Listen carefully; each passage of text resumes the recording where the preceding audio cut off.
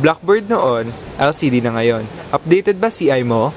Oo, updated. Kasi depende naman yan sa type ng classroom. Pero mas gusto ko kung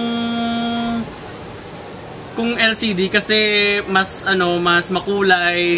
It's parang you learn faster when things are more vibrant and more catchy in your eye compared to a blackboard, which is it's too traditional and kaboring sang colors niya. Imuyag lang.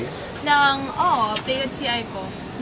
Mas effective kasi yung may LCD kasi mas creative, nakaka-catch yung attention mo at mas hindi siya, it doesn't take time like writing on the blackboard. It's so mabagal.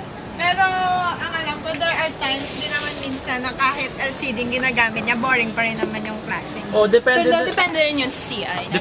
Depende rin yun sa style ng teacher kapag, lalo na yung teachers na may jokes or Kailangan ng sense of humor. kailangan ng sense of humor. Tapos dapat maraming pictures. Maraming pictures kasi sound effects. entertaining. May mga movie clips, magaganda yung ganun.